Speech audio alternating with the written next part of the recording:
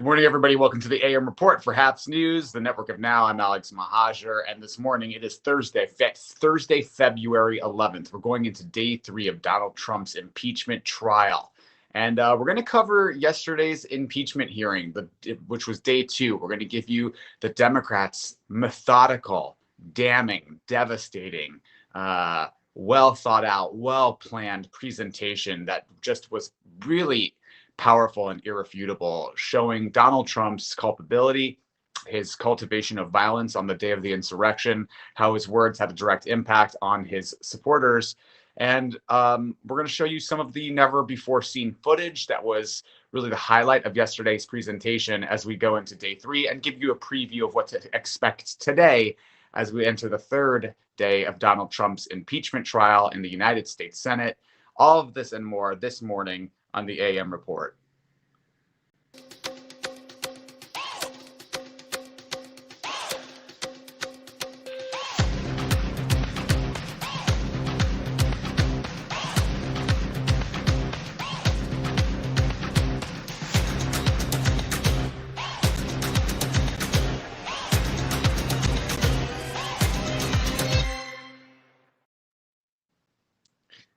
Good morning, everybody. Welcome to the AM Report. I'm Alex Mahajer. If you're watching on the HAPS app, website, or platform, click the award button. Let us know you're enjoying it. It'll broadcast live right here during the program. Or if you're watching on Reddit, YouTube, Periscope, Twitter, wherever you might be watching, leave a comment. We'll bat around with each other live on air. I love seeing your comments during the program from around the country and across the globe. Good morning to everybody who's joining already. It's good to see you this morning. Good to see you bright-eyed and bushy-tailed as we cover today's impeachment. Thank you, Renee, for the high award. It's good to see you every morning. And let me know, where are you watching from? What did you think of this impeachment trial? Were you watching? Some people saying they're not watching this time. Some people saying they can't keep their eyes off of it. I personally was working yesterday from home, couldn't keep my eyes off of it, and found it extremely damning, a very devastating case by the Democrats, extremely thorough, methodical. I mean, it was more of a documentary record for history's sake than I think anything else. But let's cover some of the takeaways. So the Democrats presented their devastating case against Donald Trump yesterday in day 2 of the impeachment trial. The House Democratic impeachment managers, they showed never before seen riot and security video. They methodically timed out Trump's tweets and actions and correlated them to the violence that was happening. They showed police cam footage. They demonstrated how Trump provoked his supporters, cultivated violence, and called a mob to arms. That was really the way that they broke this down.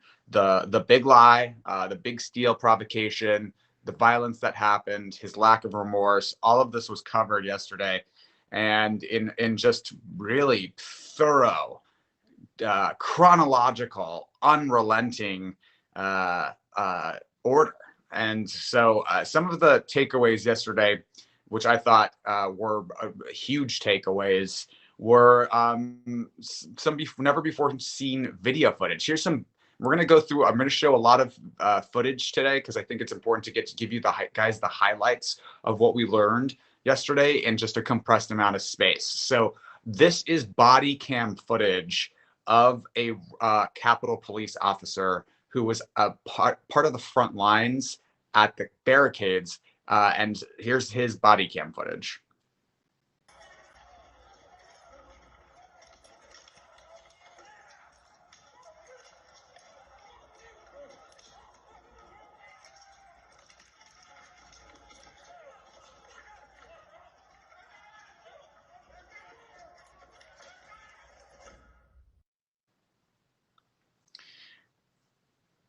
And apparently this assault on Capitol Police happened for hours. What we were seeing on the news, we didn't really get to see that this assault on the Capitol happened for hours, multiple hours, that they were just taking abuse at the front lines. So this was a mob that was there to incite violence and to cause mayhem and to assassinate people. And they had an unrelenting assault on the frontline Capitol Police officers. We learned yesterday a Capitol Police officer was tased and had a heart attack. Another Capitol Police officer had his eye gouged out. And good morning, Helen from Edinburgh. Good to see you.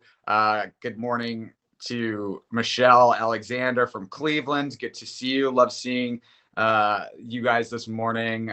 Renee is saying, I caught most of the impeachment trial yesterday. The Democrats are doing a great job.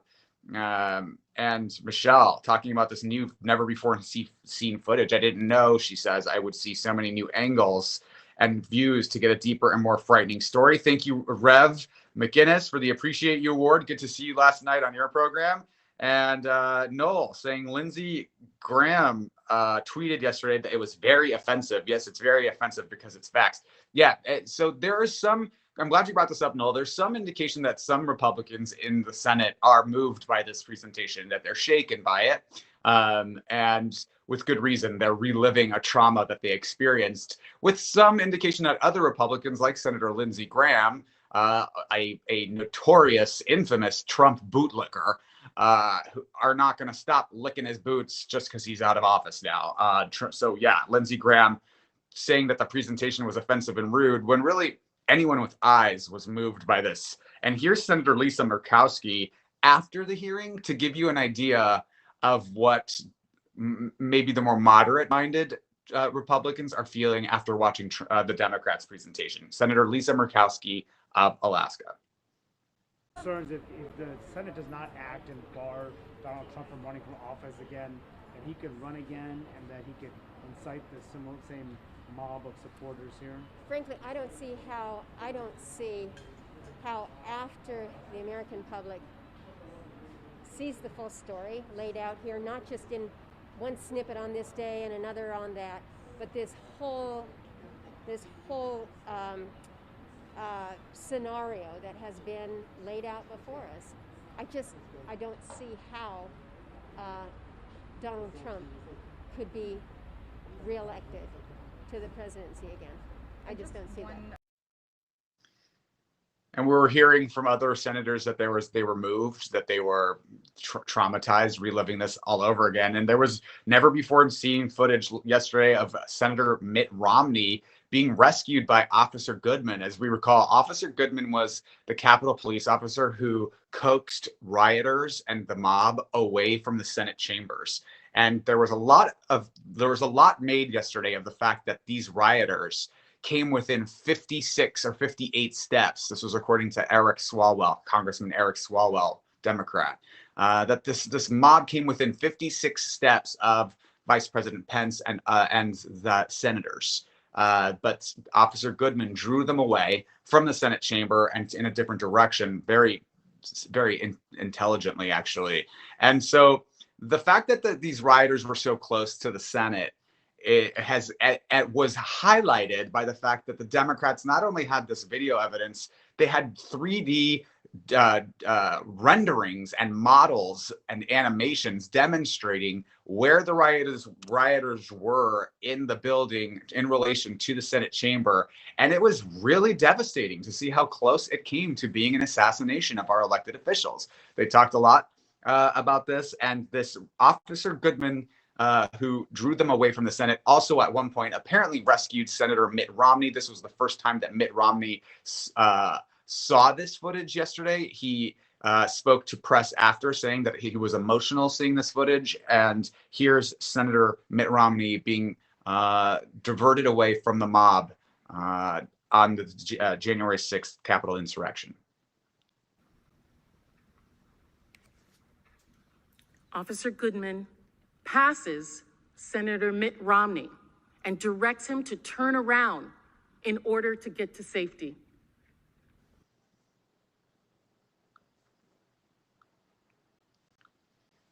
And I don't know if you guys got a good close-up view of that, but I want to show it to you again from a little bit of a close-up view so you can really see Romney, who looks terrified. Here's that again. Officer Goodman passes Senator Mitt Romney and directs him to turn around in order to get to safety. just really harrowing stuff. It's really harrowing stuff to see it from these different perspectives. Mitt is never emotional, says Michelle Alexander. He said he was emotional, though, and that's what I'm going off of. Revolution says bizarre Stockholm syndrome GQP senators. I will never understand the fealty to Donald Trump that this Republican Party has demonstrated. All I can say is that they probably are worried that Trump's base is still an invaluable part of now an invaluable voting bloc of the Republican Party, and they're worried to alienate that base when they've got their own elections coming up. And that's all that I can say. It's cowardice. Okay. They look terrified, says Dean. These folks look terrified, and the whole thing was actually very harrowing to watch. It was terrifying to watch back. But there was more footage that came out first that demonstrated the level of violence. Now, this wasn't never before seen, and this is a trigger warning. This is a video of the Capitol Police. I told you about that onslaught of violence happening at the front lines for hours upon hours. They demonstrated how violent this mob was and how we really didn't get a full idea of how violent the mob was watching it on the news. And this video has circulated, this was presented again. And I want to give you a trigger warning. This is violent. This is disturbing. This is Capitol Police officers being crushed at the front lines when the rioters were trying to breach into the Capitol.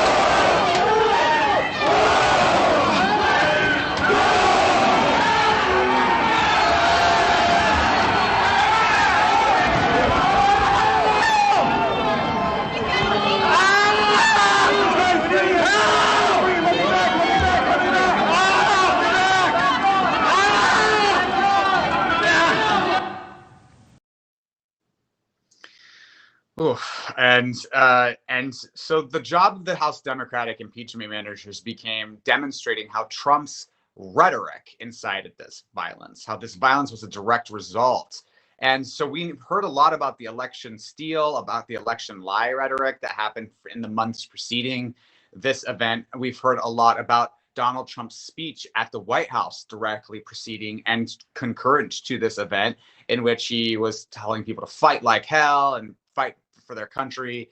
But then there's language that Trump was using as the riot was actually occurring. So Trump tweeted attacks on Mike Pence after he learned his life was in danger, and the impeachment managers were able to demonstrate this by showing a correlate. They did a timeline of the tweets and events as they happened, which was very, very powerful. Donald Trump posted a tweet attacking Vice President Mike Pence for failing to overturn the election just minutes after learning that Mike Pence had been removed from the Senate chamber for his own safety.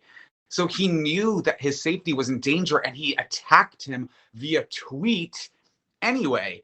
And then the Democratic impeachment managers did a fantastic job of showing rioters reading this tweet out loud in front of the Capitol as they were storming it. So here is never before seen video of the Trump mob reading this tweet outside of the Capitol. They're reading his tweets in real time. This is now hours in to this insurrection. Here's this video here. This was a vice president whose life, whose family's life, was being threatened by people whom the president had summoned to the Capitol. And what did President Trump do in response? Did he stop? Did he tell his base, no, don't attack my vice president? Even when President Trump knew what his words were causing, he didn't do any of those things to stop the crowd. In fact, he did the opposite. He fueled the fire.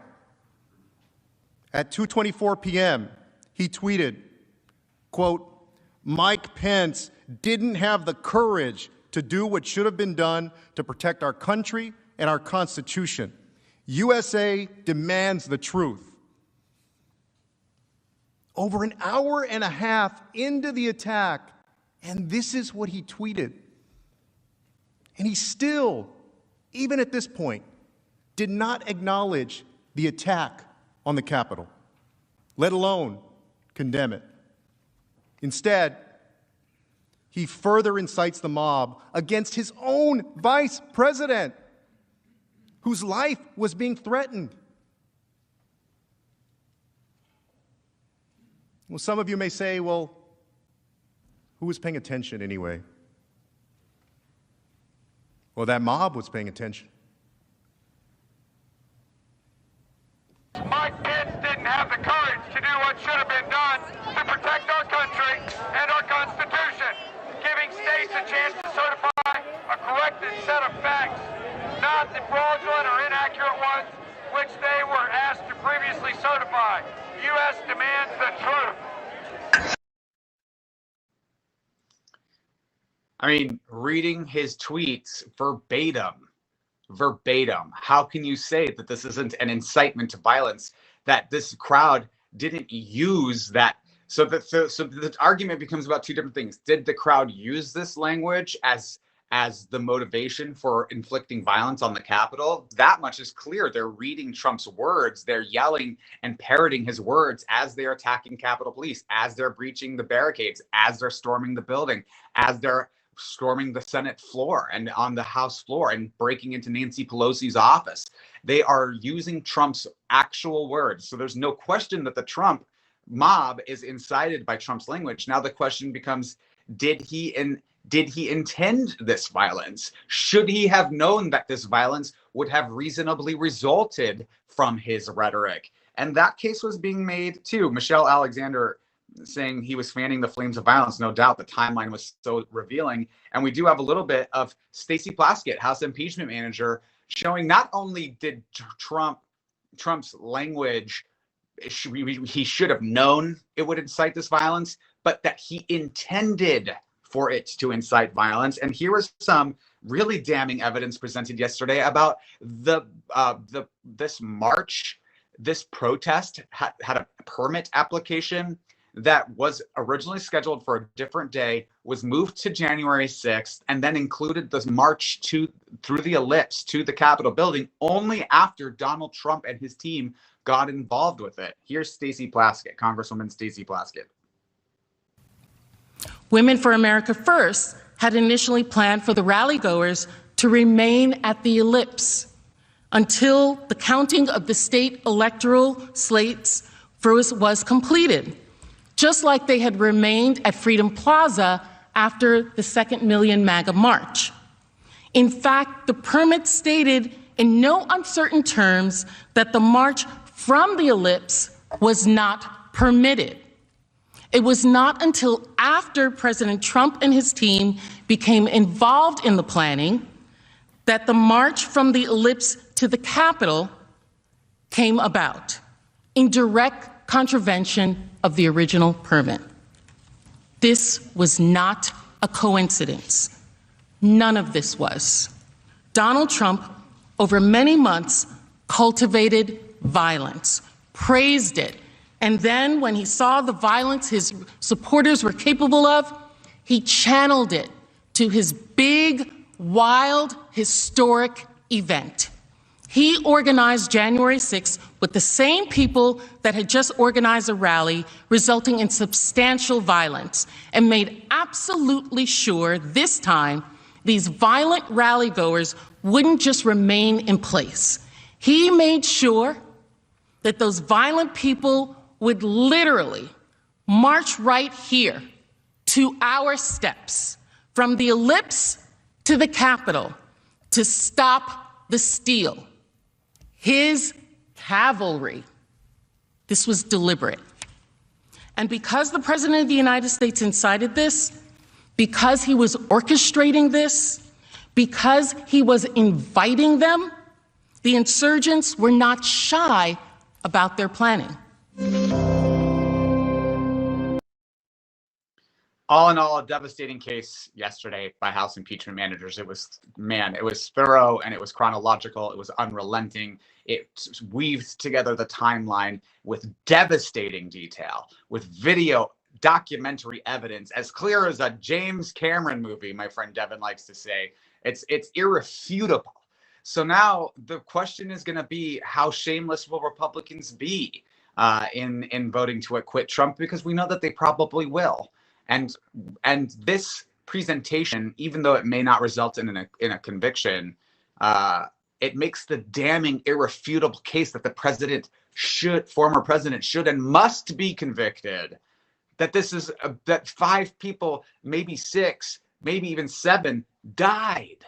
They died. People have a life-lasting trauma and physical impairments now because of what happens here. And so we'll see as we go into day 3 of the impeachment trial. Today is day 3. We'll get started around 12 p.m. noon today, and we're expected to hear from Democratic House managers additional evidence in their. This is technically still the opening arguments. So we're going to see never before seen video, and the focus will be today on the impact Trump had on the January 6th riots and his lack of remorse. So today is going to be all about how he didn't care. Doesn't care. We heard a little bit yesterday from impeachment managers about how he was gleeful watching this happen. That people around him were freaked out to see how happy he was that this was going down on January 6th, and we didn't call in the National Guard or additional reinforcements of police presence or armed police to protect the Capitol, even though it was within his power. That he didn't do anything, and that's going to be more of a highlight today. What did you think about this? Thank you all for your comments. It's good to see you all this morning, really chiming in. Good morning, Cameron. Good morning, everybody. Good morning, Ali. Welcome. He says, hi, everyone. First time on Haps. I think you'll like it here. Get settled in, find your crowd and enjoy. And thank you all for joining the AM. Rev says a no vote should be seen as sedition and every one of them should be arrested. I think really interesting that the Republicans are making the point that one of the ways they're going to try to escape having to convict here is by saying there is a criminal court process for this, and that's the appropriate venue for this. They're going to say Donald Trump should be tried in criminal court, not here. Anything to avoid having us make this decision is what they're going to do. Very, very interesting to know. So you're going to hear a little bit about that tomorrow when Donald Trump's defense counsel takes the stage, if you will.